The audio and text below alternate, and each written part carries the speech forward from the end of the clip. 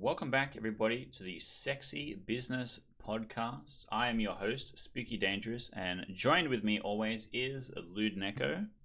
Hello. And this is a special THM flavored episode because we're going to be talking about our underloved game, Cufflinks and Cages. This is the third game of our main run that we started, except that it had slightly different goals from the other two. And we'll get into that in a little bit, but I want to kick it off with Lewd Neko because you went through and did a playthrough recently, so you can check out some of the new content added recently.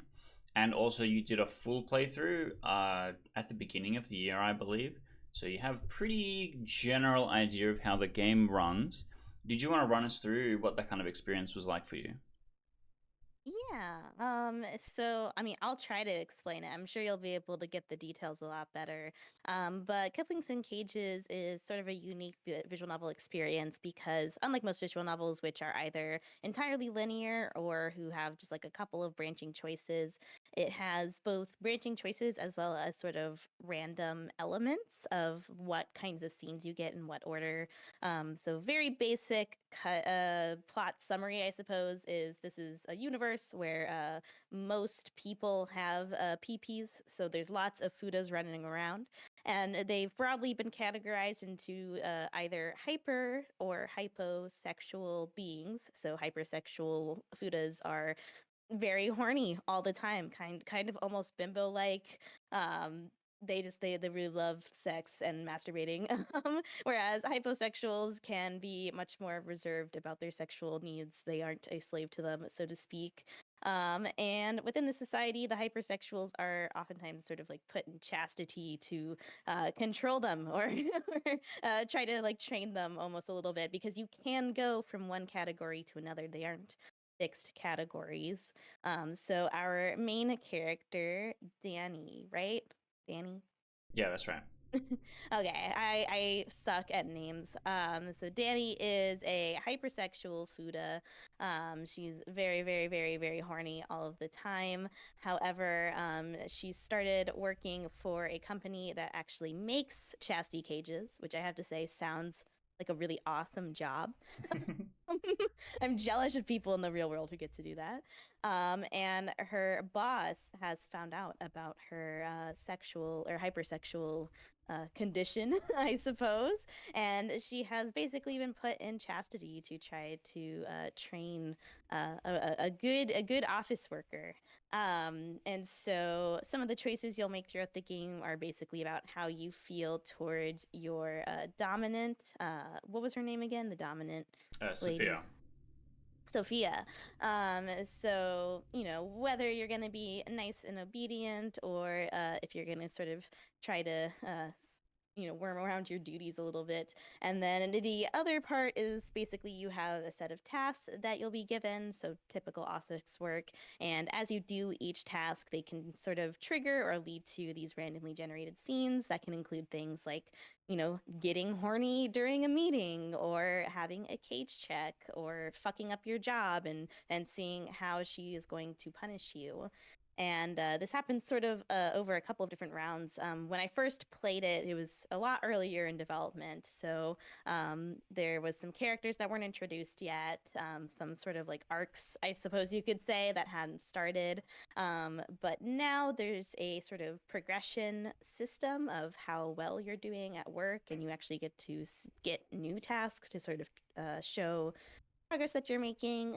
There's tons of new scenes as well.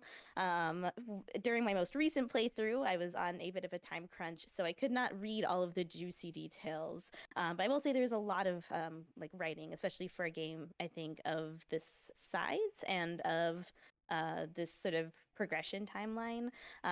So there's some pretty detailed scenes dealing with everything from like, cock worship to there's some like spanking and sort of discipline elements. There's a little bit of like degradation, public play, humiliation, chastity, of course. Also, just Danny being a horny, horny slut all the time. So it is quite fun and entertaining to get to see like her internal monologue as she's dealing with these increasing feelings of frustration, and lots of sexy art of our big tittied, big cocked protagoni. Yeah, it's I think you touched on it really well, talking about the lore and the universe and everything. The one thing I did want to add to that is that there's like a, instead of a patriarchal society, it's a hypoarchial society. So to be outed as a hyper is to be like considered less than, and the other people are considered naturally your superiors and stuff like that as well. So to have someone that is your boss and then also has the sexual status above you puts you in an awful situation, and that's kind of the whole point that the story is trying to prey on, is that Danny is stuck in the job because otherwise she doesn't have anywhere else to work, and additionally she has to suffer through the torturous advances and teasing of her boss Sophia, so that she can kind of get through it and keep it going. But then on top of that, more recently, so definitely more recently than when you first played it, a new character is introduced, Tatiana, who is Sophia's boss. And then the way that the story plays out from that point is that you get to choose between Tatiana and you get to choose between Sophia. And then you kind of play them off each other a little bit to try and find out which is going to be a better dominant for you. Because you basically get put into this scenario where both of them are convinced that you can't, like, you, the character playing as Danny, can't be trusted to look after yourself. You're just a completely hypersexual degenerate. You know, how do you even get any work done? It's amazing. And Danny's just like kind of convinced by them immediately, even though it's really not that true. She does kind of do fine at work. And then they're both like, well, one of us needs to take you home and look after you because you just can't be trusted on your own. And you know, a unsupervised hyper like that. Which I think is kind of funny. And Danny's fatal flaw is that she just kind of believes them no matter what, and goes along with it. And so, and the reason why we're doing this episode today is that the December update for Cufflinks and Cages is going to be the last update before it leaves early access. And what that means is that the planned story component of it, where, you know, I'll get through what like the big three sections are in a second, but where it's kind of ending at Sophia's natural conclusion and Tatiana's natural conclusion, is going to mark the end of the early access. That doesn't mean that the development of the game is going to stop. It just means it's going to slow down dramatically. It's not going to be part of our main roster of 3 games. We will add stuff to it slowly over time. Maybe some quality of life stuff, maybe some more content and writing and stuff like that. Because we've had 3 different writers on it. I've written content for it. We had Spice and Wolf write content for it. The game was designed with him being the writer in mind, and he started out doing the writing for the game. He did the first couple of months of content, and then he split off to work on his own project where he's now making a visual novel and has picked a really great artist and stuff for that, which is kind of the whole point. I wanted to help him get his start. And then I kind of took over, and then there's like a middle section which is all me, and then we picked up Marcy recently so that Marcy could come and fill out and do some content in anticipation of Marcy being the lead writer on what the new game is going to be, Game 4. Which we haven't announced anything for yet, but it's kind of in concepts development. And the reason why Cufflinks and Cages is designed and built the way that it is as a like a prelude to what Game 4 and how it's going to function. Because what I wanted to talk about is probably the contentious part of Cufflinks and Cages is the daily system and how you run through the system. Because it's a bit clunky, let's say.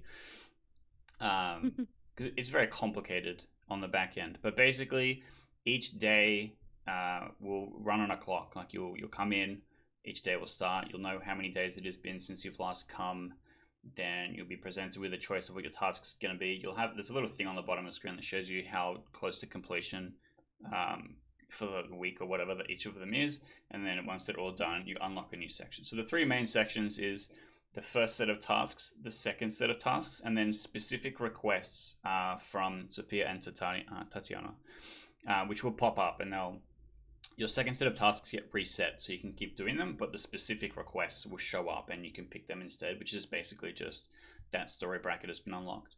And we're trying to do something similar for game 4, except it's the same daily system, but you're choosing where you're spending your time. Like more Hmm. like a dating sim. It's like, oh, I need to go and spend time with this person, and that takes up that a lot of time, which means that you're potentially skipping with somebody else, depending on if something's time sensitive or if it's not.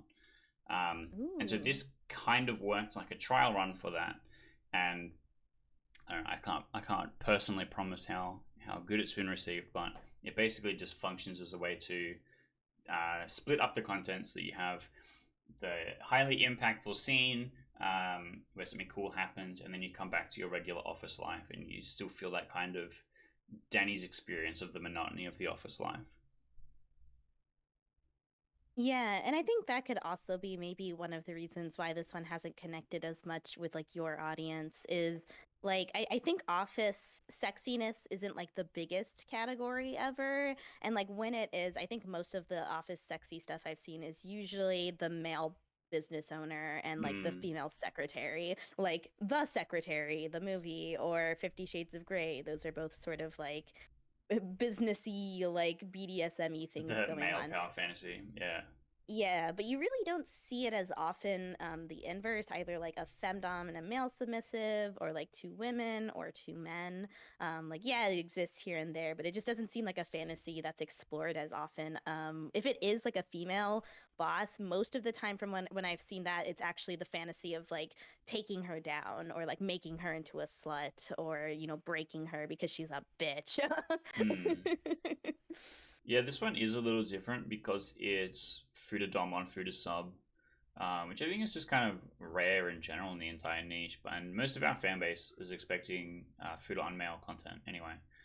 Um, and so the whole reason why the development time for Cufflinks and Cages is just so short is because we were taking a risk on something a little bit outside our scope to see how it would go, and Mm. comparatively to the other two games, Shackles is basically an incredibly wide, tangled tree, and then Sleeve Shock is just basically a tunnel that you can sprint down because it doesn't have as much wide options yet. You have some forks, but it kind of all kind of ends up at the same place.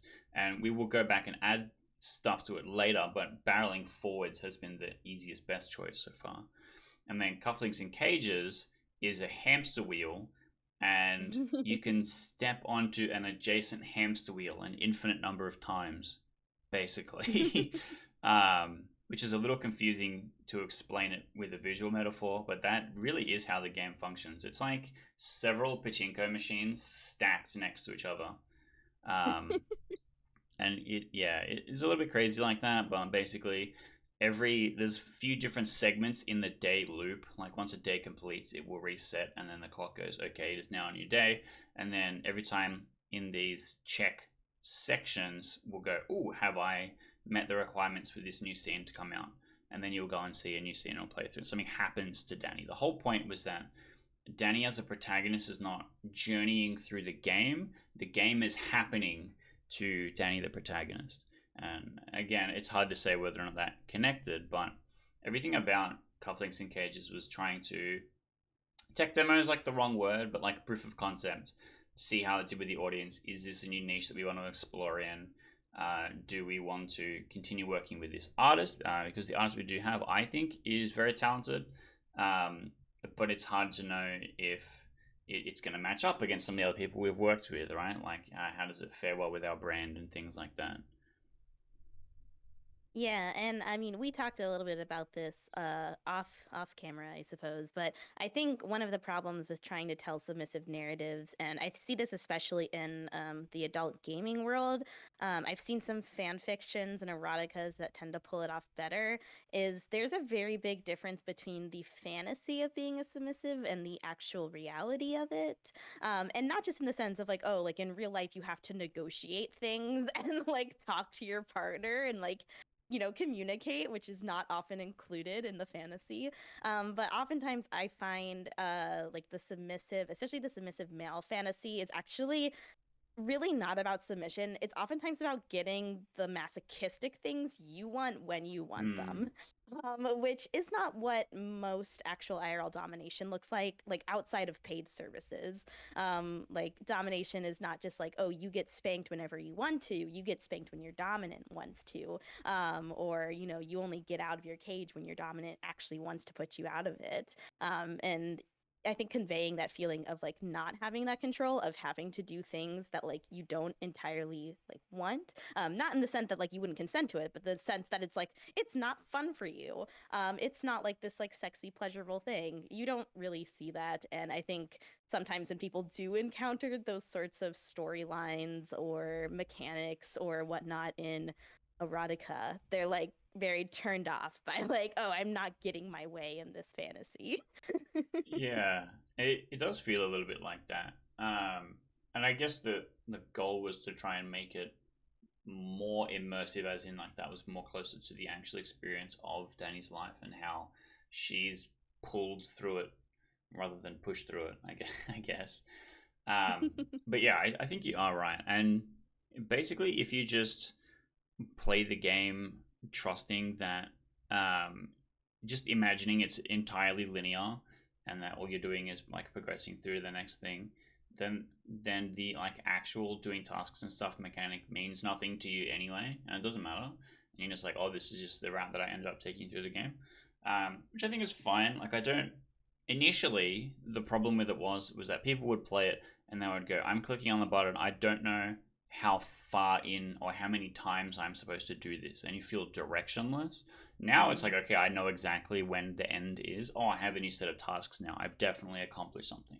Oh, I found the end again. Oh, Tatiana has a specific request for me. And then you kind of start to understand, like, okay, there's literally a number on the screen that tells me how far I am away from a major section, but minor sections will just kind of always be happening. Yeah, and I mean, I do think it's a good proof of concept, and I think this idea of maybe adapting it into a more like dating sim-esque format could be really interesting because as far as I'm aware, at least translated in English, I've never seen a Futanari dating sim. Specifically, for those of you unaware, dating sim originally specifically referred to like the points-based sorts of games where like you have to have XYZ amounts of like athletic and intelligence and charisma to get the girl, and you have to give her gifts and go on dates. Nowadays, people use dating sim to refer to like any visual novel that has either romance or sex in You it. just pick a waifu. That's the And it's simulator. like, and like I do that too because it's become so commonplace that if you say like, oh, I love romance visual novels, they're like, what? But if I say I love dating sims, they're like, oh, that thing. Yeah. Um, and dating sims have kind of fallen out of fashion. A lot of people are very annoyed by the mechanics I find these days. However, I don't think that's because it's inherently a bad system. I think it's a system that's really easy to fuck up and do it in a way that's like not fun or satisfying. But like I played Tokimeki Memorial, which is sort of like the origin point of that. And Tokimeki Memorial is actually a lot of fun. And more recently, there's Hush Hush, which is a dating sim style game based off of the characters from Crush Crush. And it has like a month cycle where you have like a limited amount of days. You have dates that can get like scheduled on top of one another where you have to sort of balance your literal like a day-to-day schedule as well as like things like making different choices and having stats to worry about, and they managed to pull it off in a way that like felt fun. And I feel like that was mostly because like there was still a sense of linearity of like, oh, you have 30 days to do XYZ. And then also just because it wasn't like gruelingly hard, because there are some dating sims out there where like it is legitimately like you would have to waste so much time without using a guide. Yeah, I mean, Fruita World kind of does that a little bit. I've only ever played on the Giga Easy mode, but you don't have to worry about stats and stuff. But it's got like the athleticism, the brain power, the all that kind of stuff, and also you have to pay rent monthly, otherwise you go to landlord jail. Um, which, yeah, I don't know if that's for game four what the goal is. I we have so Marcy and I are putting together like ideas for the thing and working on it because she's gonna be the main writer. I want her to be involved with the process. Um, we're looking at some concepts and we have got kind of an idea of what it's going to be, and the way it's probably going to work is that the main character is called to do many things, and we'll have to pick between them and use their time efficiently based on the characters that they like more, I guess. But it's not going to be exclusively fooder. There's going to be a mix of characters. Ideally, and I don't know how likely this is, but ideally, this game is going to be much bigger and in scope and will eventually replace Shackles as the main game that we work on. And then Shackles will go into a more of a custodian state where we just do like smaller story content updates, which is why at the moment we're opening up to like lots of big arcs and stuff like that, so that we can add a lot more cool content and make the game really, really wide. But then once Game 4 starts picking up steam, and if the fans are really, really into it, then we'll shift our priorities towards that, so that we can start closing arcs with Shackles. We can start doing some of the really cool ideas we've had about what some of the endings are going to look like, where the MC is going to finish up, which is a thing that we haven't even been able to conceptualize right now because we're busy opening doors rather than closing them.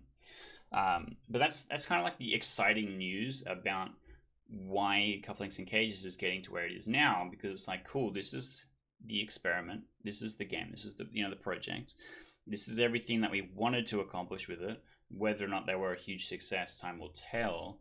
But it also is going to mark the first game that THM in 3 years of operation has that leaves early access, which is kind of crazy for us to operate like this.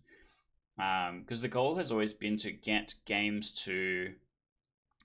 Steam has a 2-hour refund threshold. A lot of games fall way under, like Benefits Ship, for example, we looked at the maths for, falls way under. And our goal is to get all of our games to the average play time of 2 hours.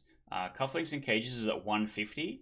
And so with the new update, and then slowly over time, we'll be adding more stuff to try and get a closer, comfortable 2. Shackles is at 136 from memory. It might have gone up since I last checked. And then I think Sleeve Shock is shorter than that because Sleeve Shock has the most lines of dialogue of both games. It's almost double. It's really, really long comparatively because the dialogue to art ratio is way skewed in the favor of dialogue, whereas Shackles is the opposite. The art ratio is way higher by almost triple. And because again, like, we're just playing with different formulas here. We're trying to figure out what is the thing that's going to really connect with the audience and what people are preferring. We did a poll recently on the Patreon where a lot of people actually voted for Sleeve Shock as the game that they were preferring. So maybe people really do like heavily dialogue bloated games instead of more art in the game, which is crazy because that's way cheaper to make and takes way less time. I could have been doing this whole time. And so I don't know, Cufflinks adds that because like all the scenes are heavy dialogue. A lot of them repeat art assets, but in different scenarios to create new and interesting ways of using them. So we have a lot of minor scenes that give you some cool, dialogue impact and stuff like that, rather than having tons and tons of art like Shackles does. So it's interesting. Basically, to summarize, everything we've been doing is a learning experience because the goal of THM is to continue to deliver a high quality product. And sometimes that means we will have bad stuff. Sometimes it means we'll have good stuff. Sometimes it means we'll have stuff like Black Contract, which is just a banger, but it's also like 7 minutes long. So it's like, only as much as we can work with, and that's why we value feedback from the fans. And that's why I really appreciate Neko coming and playing the games, because I know you're not going to bullshit me about what you did like and what you didn't like. And you always tend to bring up stuff that I didn't expect. Where you're like, oh, this was a cool thing that I liked, or, this thing was shit, or whatever, you know what I mean? And I do appreciate that. Yeah, that's what happens behind the scene. I just tell Spooky he's a terrible game dev. Yeah, it's L ratio, basically. Yeah. But, that's kind of the thing, right? We listen to everything. I'm, like, really active in the Discord. There's not really anyone active in the Discord. I follow everything. I still follow all the stuff that happens in Cubes' Discord. I read all of the YouTube comments, every single one. 99% of them have a reply from me on it. Otherwise, I have definitely read all of them. And when people are commenting and stuff about game, or even stuff about other games, if you were glazing another game, my antenna pricks up. And I'm like, ooh, what what am I not doing that they did good or whatever, you know? Because my Mm. goal is just to make good games. And it's hard doing that. It's hard doing that and running 3 games at the same time, and having artists that we work with that have been really good about it, and having extra writers come on like Spice and Morph and Marcy more recently has been really good, because it means that instead of me working on like writing and building and doing all the art and graphic design and all this kind of stuff like I have been for Shackles, I can go, okay, this is the arc, or this is the thing, or I give Marcy she just pitches stuff to me. She's like, here's 7 ideas for what a scene should be, and I'll pick some of them, and then she'll go and work on them and bring them back. And that's what Game 4 is going to be like. She's like pitching a character, and then this is what the character's main niches and kinks and stuff are going to be. And then this is kind of the visual guide, because she can draw and stuff as well. So she'll be like, this is kind of what I'm thinking of a visual guide. I'm like, sick, you know? This is, and then I have to rank it, right? I go, okay, because we have nothing in development, is this character going to be so well performing amongst our fan base that it's the first one that we have to develop, right? And I'm thinking about all this kind of stuff. Unfortunately, game development is much more running a business than jerking my shit like I thought it would be. And look, that's never meet your heroes, kid, kind of a thing. But yeah, that's kind of the state of it. I am curious though. I'm going to ask you a hard hitting question. Are you ready? Oh no. I want you to fuck, marry, kill Shackles of Elsman, Sleeve Shock, Cufflinks and Cages. Ooh. Am I like fucking the like concept of the game? I have no idea. You can rationalize it however you like. Because like I feel like I would say marry Shackles, because a lot of the characters fit the power dynamics I really enjoy. And granted, I've also not played a ton of Sleeve Shock since like maybe 9 months ago, so I only remember parts of it, and I haven't seen all the juicy content. But that one has the robot girl in it, doesn't it? That's right, yeah. And you got like sci-fi, gender bendy, body swappy shenanigans going on. So I feel Yeah. like that'd be a good fuck. Imagine like I a don't know regular cyberpunk story, but every female character you encounter accidentally got a gigantic meat weapon one day. Thank God. I guess that means they have to kill Cufflinks, even though we talked about it for this episode. Yeah. Well, no, I get it, right? And that's kind of how I've been feeling the general fan sentiment is, right? And kind of the Steam sales and stuff represent that in the same way.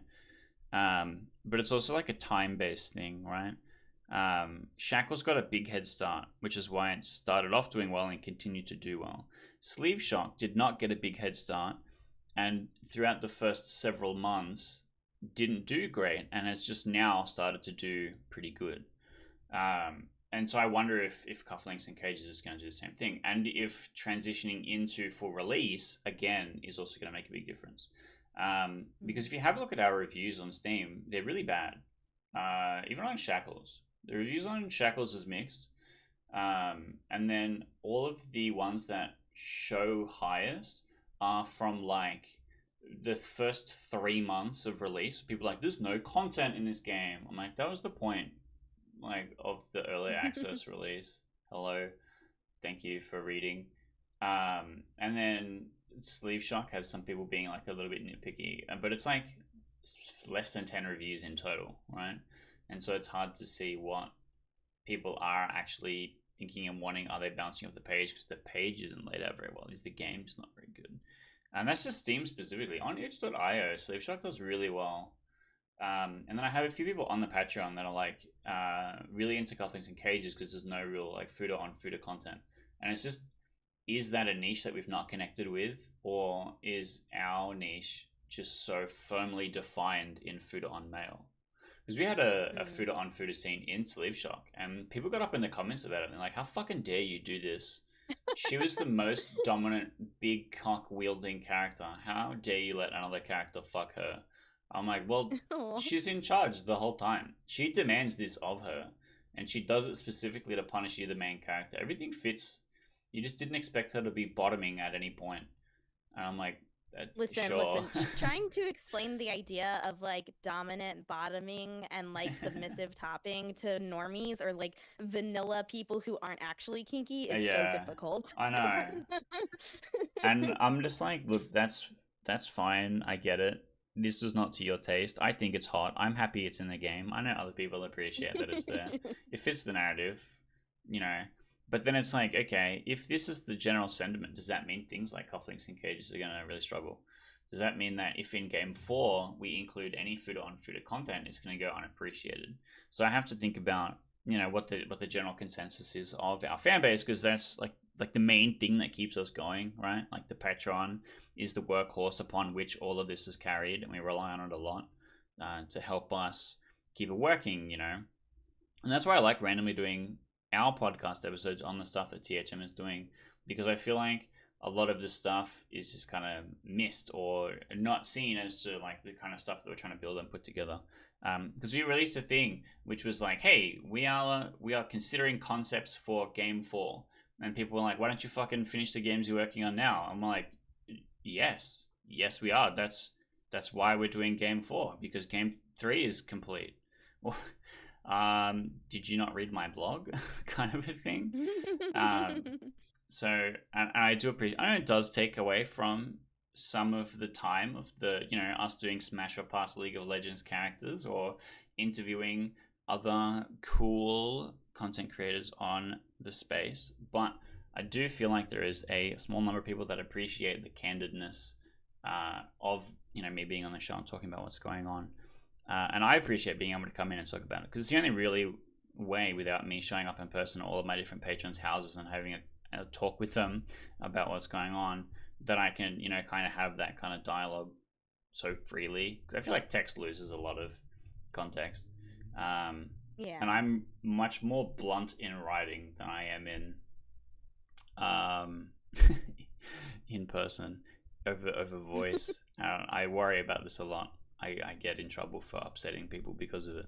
And so that's why I appreciate the podcast, because I can be like, yeah, look, I know things about cufflinks and cages are shit. That's fine. We've been working on improving them. Like, nothing is set in stone. We're going to do quality of life stuff to try and fix grinding points so it's a much easier experience.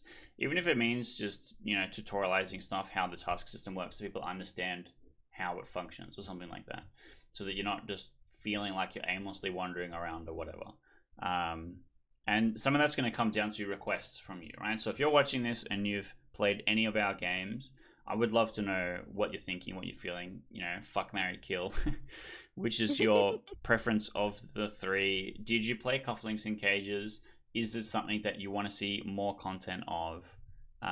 Is all stuff that I'd love to know, because it's, it is really hard to get a read on stuff when people aren't leaving Steam reviews, when people aren't, posting on the Patreon like, oh my god, this is the fucking greatest thing. I blasted ropes all day playing this. It's it's hard to get a read for it. But I've taken up too much time here on the Sexy Business Podcast. Once again, I want to thank Neko for putting up with my big ranting episode. Thank you.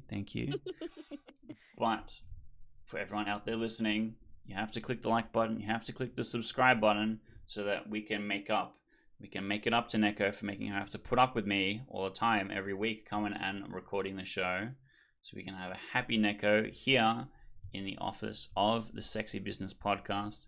And hopefully next week we'll have something cool and exciting for you to come and check out. Maybe some more seasonally themed games, maybe some new cool sexy content that we will have played through for you to come and check it out, because we like to cover all aspects of the sexy business here on a Sexy Business Podcast. Bye-bye.